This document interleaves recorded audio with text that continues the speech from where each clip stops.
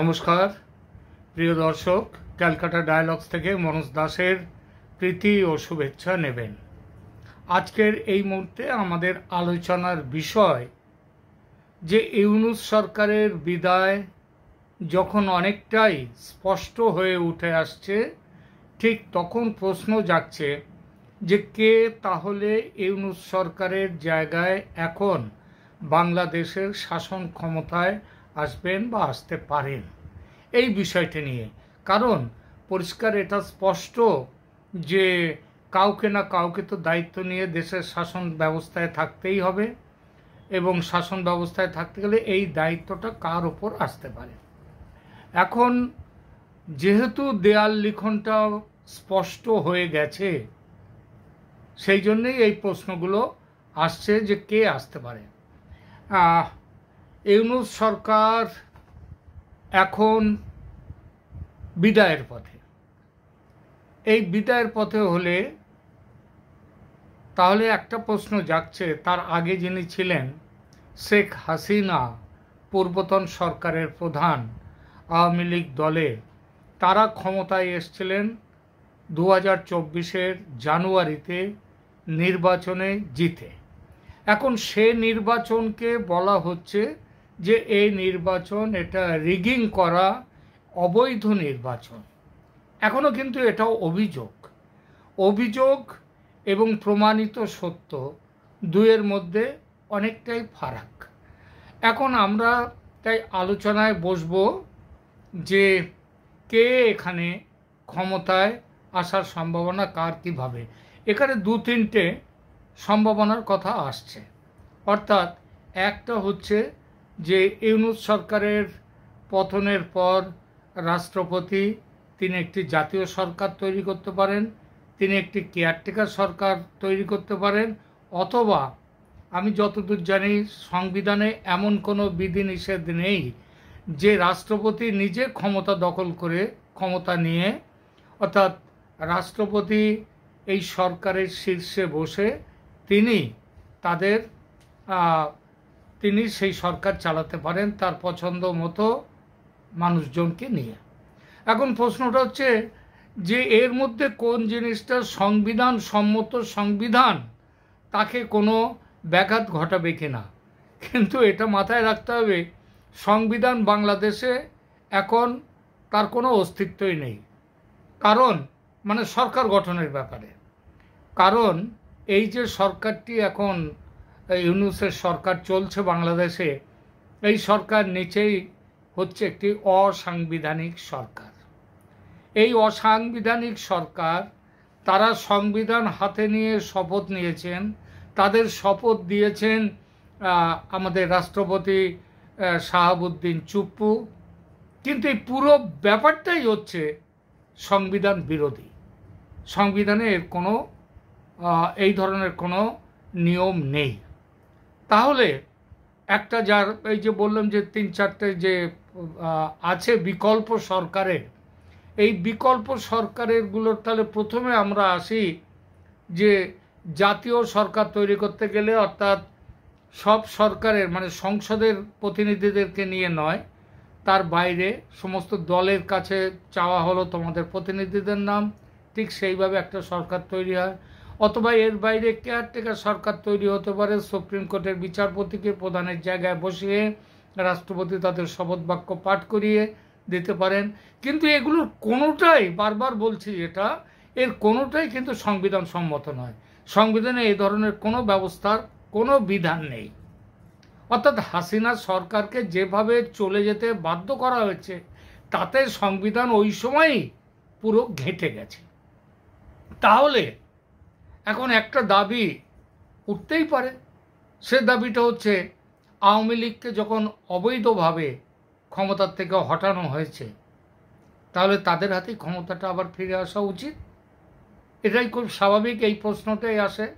কারণ এতদিন ধরে সবাই জানতো যে আওয়ামী লীগ সরকারকে গদিচ্যুত করেছে ডিপ স্টেট। গদিচ্যুত করার দলের মধ্যে রয়েছে বাইডেন প্রশাসন আমেরিকার, তাকে গদিচ্যুত করার পেছনে রয়েছে পশ্চিমী দেশগুলো। মনে রাখতে হবে যে গত বছর যে জুলাই মাসে যখন এগুলো শুরু হলো, একদম আগস্টের মুখোমুখি সময়ে, তখন এই ঢাকাস্থিত সমস্ত পশ্চিমা দেশের হাই কমিশনার যারা ছিলেন ওখানে, তাদের যে দূতাবাসের যারা ছিলেন, তারা সবাই কিন্তু একটা মাস লেটার সবাইকে দিয়ে সই করিয়ে দেওয়া হয়েছিল এবং সেখানে বলা হয়েছিল, আবেদন জানানো হয়েছিল সেনাবাহিনীর কাছে, তারা যেন এই বিদ্রোহ, এই যে অভ্যুত্থান, এটা দমনে কোনো ব্যবস্থা না নেয়, তারা বলেছিল। আবার দেখুন, গত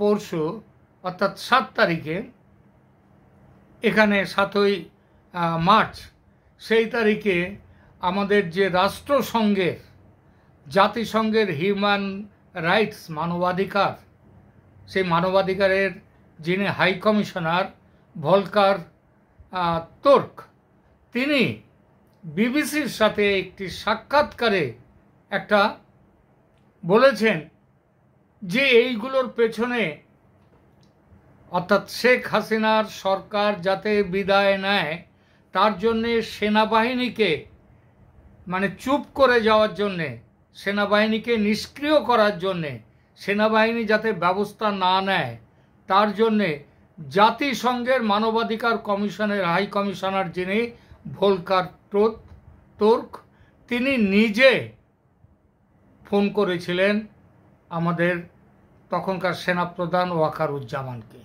আচ্ছা বলুন তো, জাতিসংঘের কোনো অধিকার আছে একটা দেশের কোন সরকার থাকবে কি না থাকবে, শেখ হাসিনা সরকার থাকবে না না থাকবে, সেই ব্যাপারে তাদের নাক গলানোর? তাহলে নাকটা কেন গলিয়েছিল? তারা যখন গাজায় লড়াই হচ্ছে, জাতিসংঘ কিচ্ছু করতে পারে না, তার মানে তার কোনো নখদন্তহীন একটি সংগঠন। গাজার কথা ছাড়ুন, গাজা ইসরায়েলের কথা ছেড়ে দিয়ে দিন, ইউক্রেনে রাশিয়া যে ভয়ঙ্কর যে ব্যবস্থা নিল, এই যে যুদ্ধ চলছে 3 বছর ধরে, এই যুদ্ধে জাতিসংঘ কিছু করতে পেরেছে? কিছু করেছে? করতে পারেনি। আজকে দেখুন সিরিয়াতে যে যা হচ্ছে তার বিরুদ্ধে কিছু করতে পেরেছে? পারেনি। পৃথিবীর বহু দেশে সরকার অগণতান্ত্রিকভাবে কাজ করছে, স্বৈরতান্ত্রিক পথে কাজ করছে। আমেরিকাই হচ্ছে তার সবথেকে বড় প্রমাণ। তারা পৃথিবীর বিভিন্ন দেশে গণতান্ত্রিকভাবে নির্বাচিত সরকারগুলোকে ভাঙার জন্যে কোটি কোটি, হাজার হাজার কোটি ডলার দিয়ে এই সমস্ত বদমাইশগুলো করে গেছে। তার বিরুদ্ধে এই জাতিসংঘ কিছু করতে পেরেছে? আমাদের এই ভারতে পর্যন্ত $21 মিলিয়ন দিয়ে এখানে কেন বেশি লোক যাতে ভোট দিতে যায়। ভারতে ভোটের হার এমনিতেই পৃথিবীর সব দেশের মধ্যেই যে বেশি যাদের হার, সেই হার ভারতের ভোটারের সংখ্যায় আছে। কিন্তু এখানে এই টাকাটা আবার এমন সব এনজিওকে দেয়া হচ্ছে এবং এমন কাজে লাগানো হচ্ছে যাতে ভারতেও যাতে মোদী সরকারের পতন ঘটানো যায়। তো এই সমস্তগুলোর সাথে যে আজকে আমেরিকা জড়িত হয়েছে, আমেরিকার বিরুদ্ধে জাতিসংঘ একটি বিন্দুমাত্র কথা বলেছে, এটা তো প্রমাণ হয়ে যাচ্ছে যে জাতিসংঘের এই যে নিষ্ক্রিয়তা, এটা এই সমস্ত শক্তিমান দেশগুলোকে তাদেরকে এগিয়ে নিয়ে যাচ্ছে, যাতে তারা এই সমস্ত দেশের ক্ষমতার ওলট পালট ঘটাতে পারে। বাংলাদেশের কথা ধরুন, সেখানে $29 মিলিয়ন এমন সব সংস্থাকে দেয়া হয়েছে একটাই উদ্দেশ্যে। সেই উদ্দেশ্যটা হচ্ছে হাসিনা সরকারের পতন। কেন পতন ঘটাতে হবে হাসিনা সরকারের? সে কথা তো বলে গেছে শেখ হাসিনা নিজেই, এবং সে কথা পরবর্তী সময়ে আমেরিকার থেকে যে বিভিন্ন তাদের হোয়াইট হাউসের গোপন নথি যে সমস্ত বার করা হচ্ছে, বেরিয়ে আসছে, সেখানে দেখা যাচ্ছে সেন্ট মার্টিনস দ্বীপ নেয়া, বাংলাদেশে একটি মার্কিন ঘাঁটি, সেনা ঘাঁটি তৈরি করা, এই সব কিছুতে হাসিনা রাজি হননি, তার জন্য চলে যেতে হয়েছে।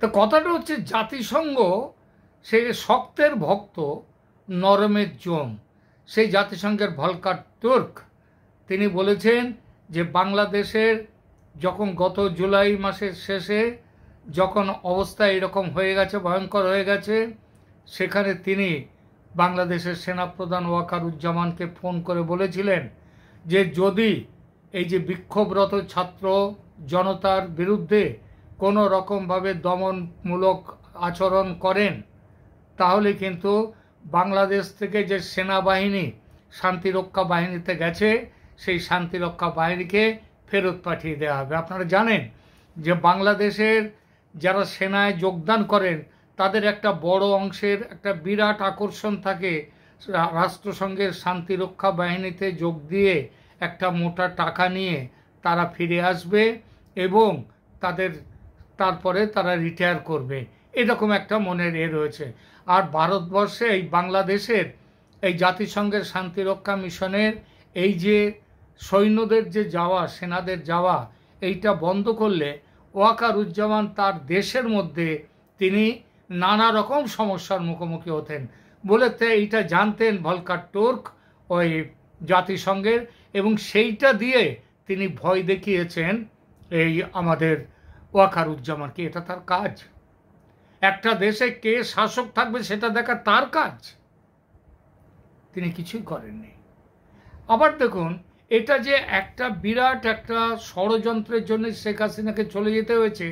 একজন রাশিয়ান সাংবাদিক 2023 সালের ডিসেম্বরে স্পষ্ট করে বলেছিলেন যে বাংলাদেশে 2024 জানুয়ারির নির্বাচনে শেখ হাসিনা জিতলেও তার সরকারের পতন ঘটানো হবে ওই আরব স্প্রিংয়ের মতো যুবকদের নিয়ে, ছাত্র যুবক এদেরকে নিয়ে সেইটা ঘটানো হবে, এবং সেইটা ঘটানো হয়েছে।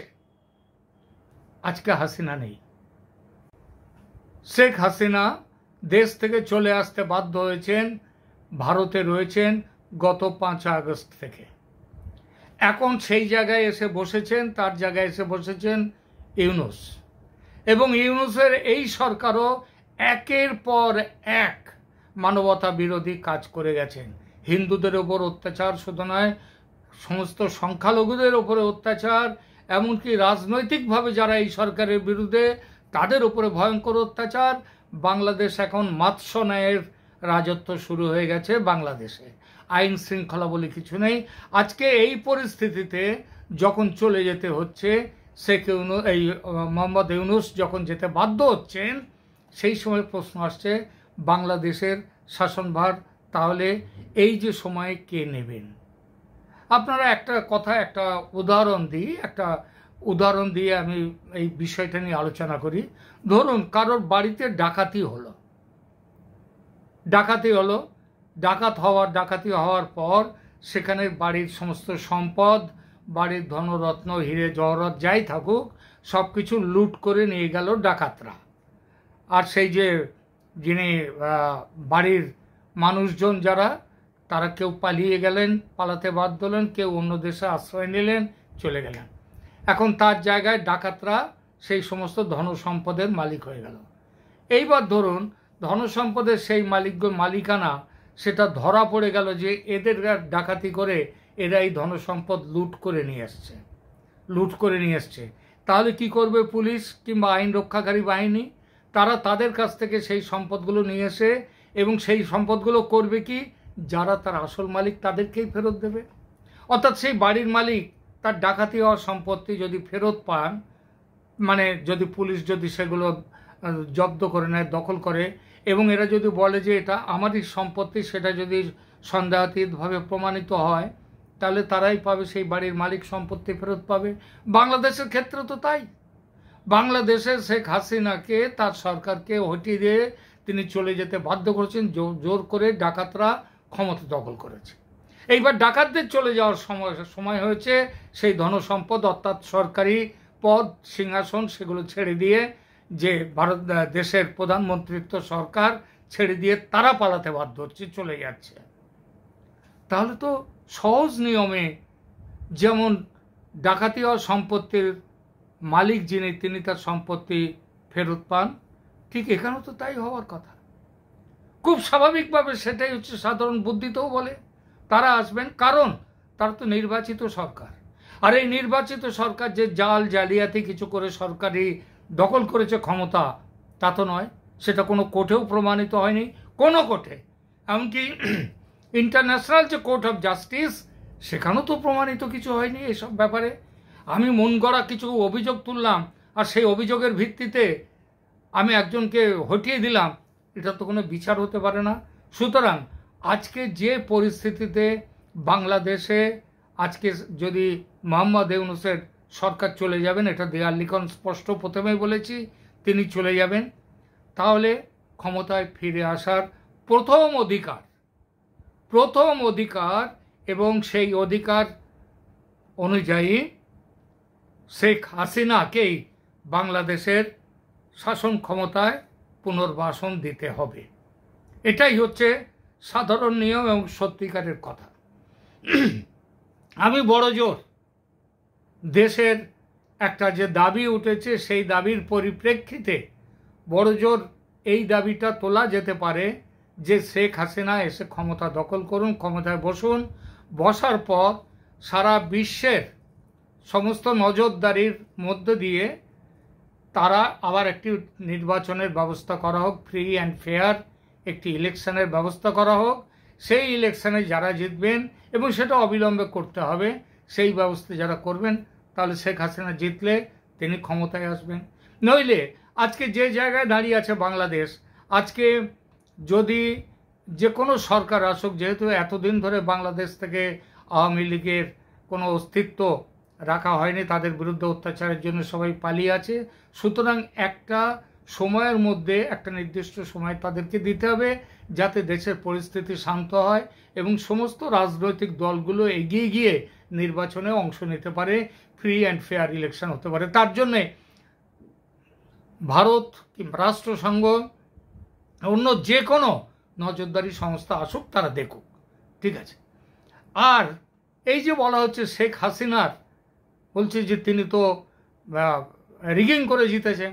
আরে আমেরিকা যুক্তরাষ্ট্রে 2020 ইলেকশনের কথা ভাবুন, 2020 ইলেকশন, সেখানে ট্রাম্প সাহেব, আজকের যিনি প্রেসিডেন্ট, এই ট্রাম্প সাহেবকে জোর করে হারিয়ে দেওয়া হয়েছে, রিগিং করে হারিয়ে দেওয়া হয়েছে। এই নিয়ে ট্রাম্পের সমর্থকরা তো ওভাল হাউস এবং অনেক জায়গায় অনেক রকমভাবে গোলমাল করেছে, তার মামলাও চলেছিল।